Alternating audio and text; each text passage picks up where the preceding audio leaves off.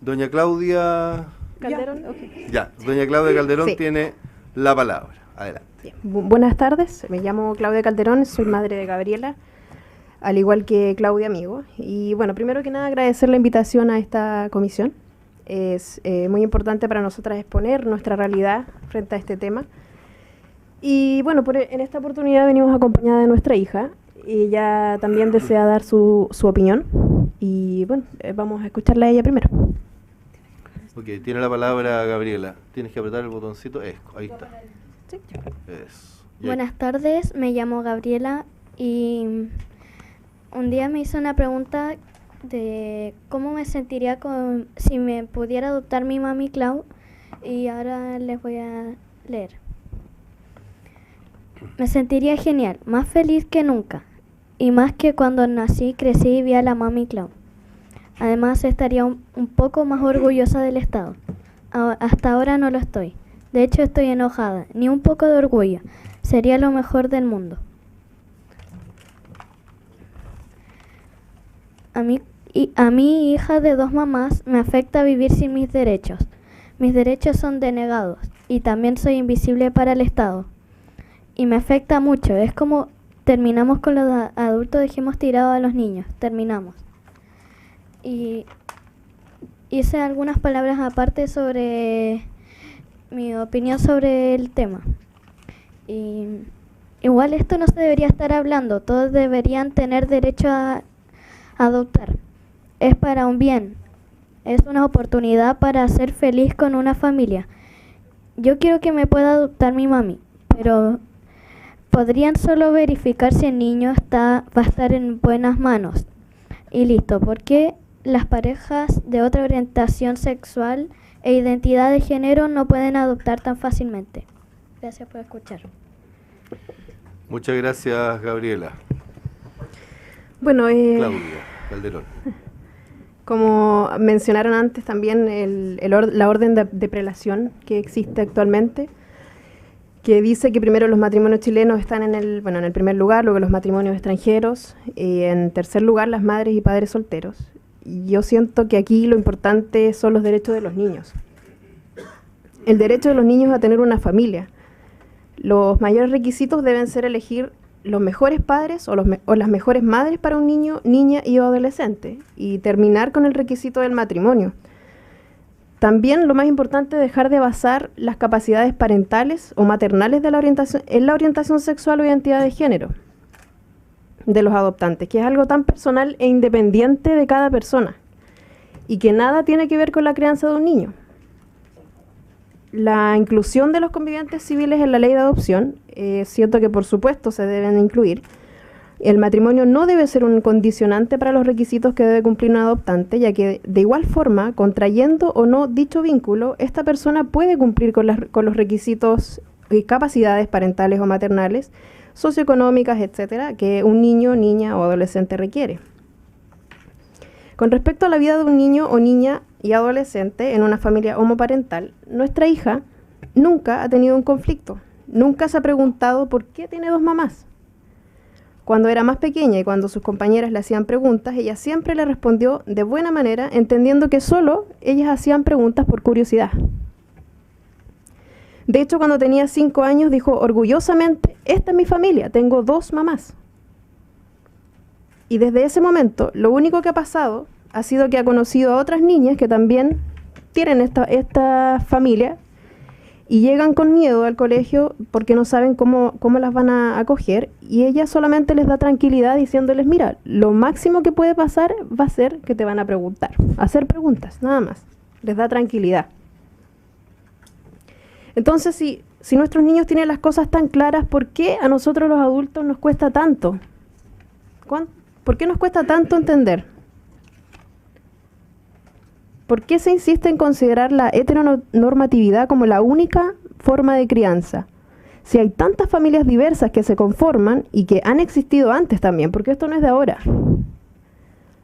Y estas familias también necesitamos ser resguardadas de forma digna, con la protección social y de salud física y mental que merecen.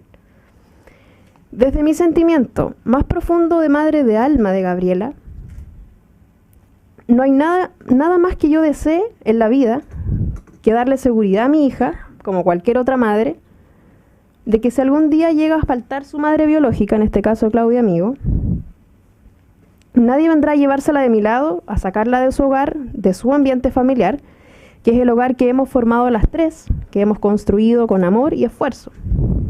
Esta es la realidad que vive nuestra hija.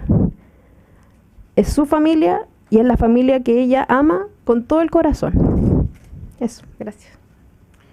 Muchas gracias, Claudia Calderón. Claudia Amigo tiene la palabra. Sí, bueno, me llamo Claudia Amigo, gracias por la invitación. Estamos muy felices de estar acá y, por supuesto, dar a conocer lo que sentimos y lo que pensamos, especialmente de parte de la lógica de Gabriela Amigo, que en sí estos últimos 8 años tenemos una relación familiar demasiado estable. Nos hemos casado ya una vez con leyes belgas. Esta semana que viene, el 13 de julio, vamos a viajar a casarnos nuevamente, esta vez en Estados Unidos, con mi familia, y vamos a regularizar nuestro vínculo familiar por tercera vez, porque ya llevamos, no sé, este ya va a ser el segundo matrimonio finalmente legal, pero cuando volvemos de Estados Unidos y cuando el AUCE sea legalmente un instrumento para poder utilizar como familia, para poder regularizar algunas cosas, no todo, ¿verdad? Porque el AUCE sí garantiza que dos personas que se aman y están juntos son familia, con o sin hijos. Entonces, reitero que la familia no está en ninguna parte consagrada como hombre y mujer. Si ustedes revisan bien, no hay en ninguna parte de nuestra legislación que dice hombre y mujer. Entonces, discrepo rotundamente con la presentación antes escuchada, que en realidad fue demasiado ofensiva. Y le pido encarecidamente a la señora que presentó que, por último, pida disculpas por lo anterior, porque fue demasiado fuerte para que nuestra hija escuchara y no afectó. Porque un hombre o una mujer no garantiza estabilidad, no garantiza amor y menos garantiza que sea una familia mejor o que se debiese privilegiar antes de otra. Nosotros quedamos bien conforme quedamos súper conforme como está escrito ahora mismo el proyecto de ley de parte del Ejecutivo. ¿Por qué? El artículo número 1, perdón, I'm sorry, there you go, okay, ahí está. Muy lejos, ahí está, sorry. Okay, there you go, got it. Estamos súper felices con el artículo número 1, el 11 y el 13. ¿Por qué? Porque consagra el derecho del niño a una familia, número 1, ¿ya? El artículo número 13, consagra el derecho a una familia. Esa familia no se constituye solamente por un hombre o una mujer. Aquí somos testimonio de que eso no es verdad, que eso es una falsedad.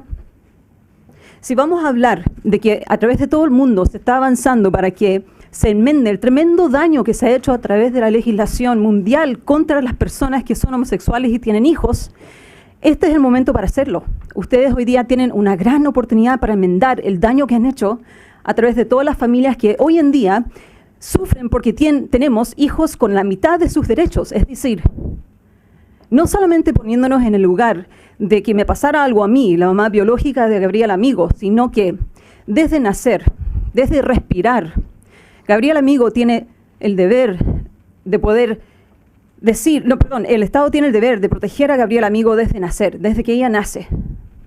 No en el caso que me suceda algo a mí. El Estado tiene el deber, la obligación de velar por los derechos de Gabriela Amigo cuando su madre biológica esté en vida, cuando su madre de alma y corazón, que en todo el sentido de la palabra es adoptiva y voluntariamente lo es, ambas, las tres, merecemos los mismos derechos que cualquier persona que vive, nace y respira en este país. No podemos seguir alabando la segregación, no podemos seguir alabando temas que son opiniones, son basadas en meras opiniones, nada más. Les traje también un estudio, hay varios estudios de doctora Abby Goldberg, profesora de Massachusetts, ha hecho prolongados estudios a través de los últimos 20 años en cuanto a la familia homoparental, lesboparental y transparental. Y todos sus estudios comprueban de manera concreta que los niños sí son protegidos, los niños sí son amados, los niños sí son educados, los niños sí sobresalen. Son niños que benefician con una sensibilidad increíble. Son niños que pueden colaborar, son un aporte a la sociedad. No discriminan al que está al lado, aman al que está al lado.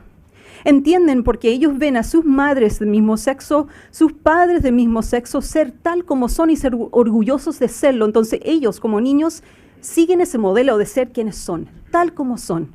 Y sienten que ellos merecen el mismo respeto. Los niños, las niñas, los adolescentes merecen la misma dignidad. Hoy en día, si ustedes contemplan la prelación, que yo creo que es un conflicto, porque si bien el artículo número 11 de esta ley, de este proyecto, que estamos muy de acuerdo, habla de la no discriminación. La no discriminación. Aquí no estamos hablando de distinciones a la medida de algunas opiniones que hablan acerca del hombre y la mujer. No, aquí estamos hablando del interés superior del niño, de la niña, del niñe y del adolescente. Nada más. Y la prelación es conflictiva, porque pone en un lugar de una distinción al cual no se le puede implicar a ningún niño, a ninguna niña. Vivimos con constante ansiedad, porque no sabemos qué va a suceder con el futuro de Gabriela. Gabriela vive en constante ansiedad, porque sus compañeras de colegio benefician y gozan de todos sus derechos, pero ella no. Y cuando a ella le preguntan o le dicen, debe ser bacán tener 2 mamás, su respuesta siempre es la misma, sí lo es. Pero, ¿sabes tú? No tengo los mismos derechos que tienes tú, una niña de 10 años. Y esto lo está diciendo de antes de los 5 años de edad. Una niña que es orgullosa de quién es. Una niña que ve en sus madres un ejemplo. Una niña que ve en el Estado un mal ejemplo. Una niña que ve como en plena televisión hay personas tan indignamente, derechamente ofensivas, que son ahora presidentas de la Comisión de Derechos Humanos. Es un conflicto que tenemos que resolver como país. Es un problema país. No puede ser que hoy en día en esta comisión hemos estado sentada como una familia que ya lleva 8 años juntas, no interrumpidamente, 8 años juntas, sin interrupción alguna, y con mucho amor, escuchar a una mujer que tal vez habla desde esa opinión desinformada, esa opinión que falta y carece de verdad, esa opinión que sobresale la segregación, en donde rige la segregación. En el artículo número 1 dice, la adopción es objeto de velar por el interés superior del adoptado y amparar su derecho a vivir y desarrollarse en el seno de una familia que le brinde afecto y le procure los cuidados tendientes y satisfacer sus necesidades espirituales y materiales. ¿A dónde dice que esa familia es de hombre y mujer? ¿Dónde? ¿Me lo pueden mostrar? No, disculpe, yo le ruego que no me interrumpa.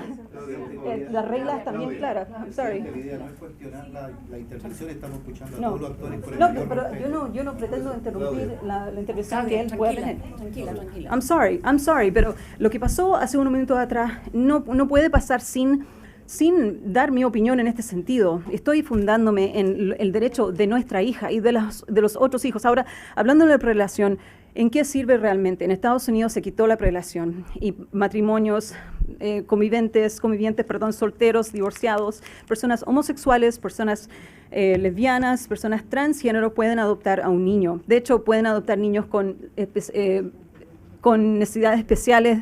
Muchas veces hay casos, y hay casos verdaderos, en distintos estados donde sí se han adoptado niños, no se han separado de ser hermanos, sí se han criado con hombres homosexuales que les han brindado protección sin interrumpir, digamos, a través de toda la vida.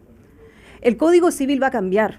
El Código Civil tiene muy poco tiempo, tiene una fecha límite. Y ya es parte de un proyecto que este Estado, este gobierno se comprometió en cambiar. El matrimonio igualitario va a ser una verdad, va a ser una realidad, y muy pronto, más pronto de lo que pensamos.